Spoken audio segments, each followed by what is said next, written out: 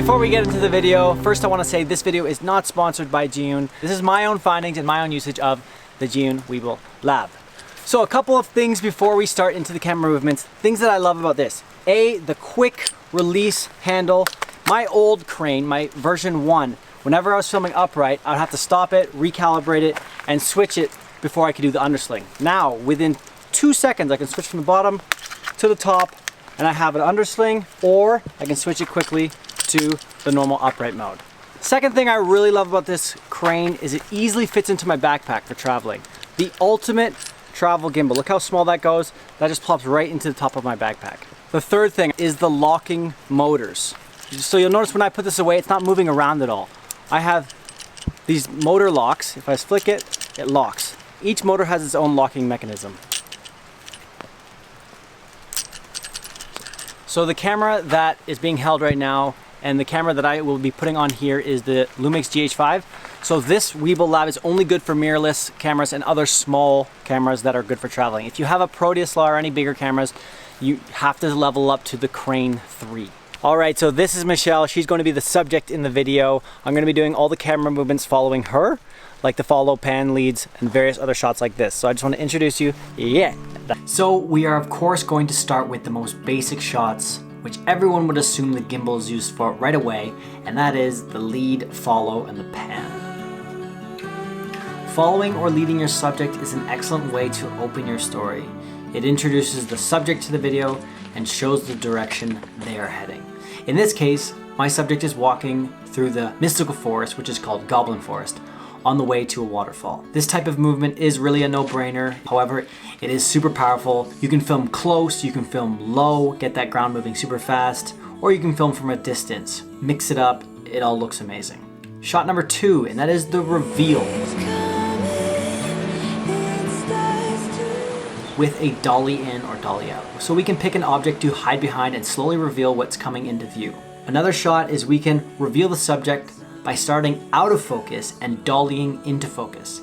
This effect can be completed by starting up close on the subject's face and then dollying out. In post, we reverse the clip and then speed it up so you get that dolly into focus effect.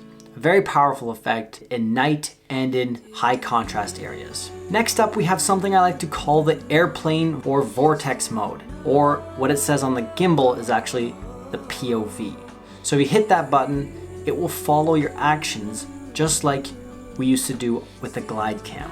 So the benefit of this function is that when you're bending around tight corners or panning down to your feet or panning up to the sky, it provides all sorts of free movements along with the stabilization that the gimbal has. Woo, I'm having so much fun with this vortex mode. One of the biggest complaints about gimbals is that they don't follow your motions, and that glide cams are so much better because you can quickly zoom up. But now look at this, with the vortex mode, you have smooth motions followed, which is like unheard of with gimbals. I'm loving this mode. This is so good for running through any sort of tight spaces, alleyways, down city streets, in these close quarters in the forest. I can't wait to use this feature more.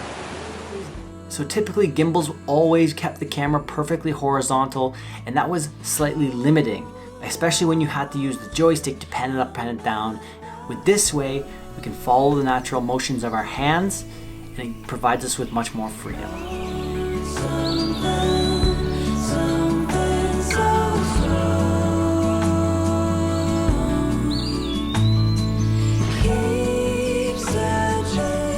Next up, we have the parallax, or point of interest.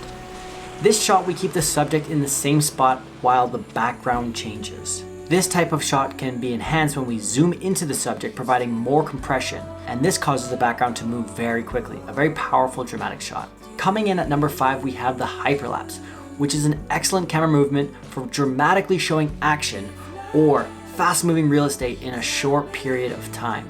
This is also a much faster way to create a hyperlapse rather than taking a photo, moving a step, and taking another photo and taking a long time to stitch it all together in post.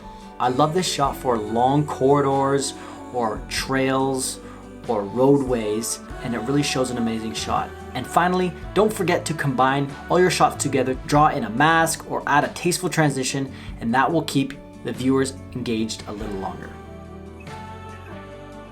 Hey guys, hope you enjoyed the video of me covering 5 gimbal movements you can use with the Zhiyun Weebill LAB. Have a nice day, take care, bye.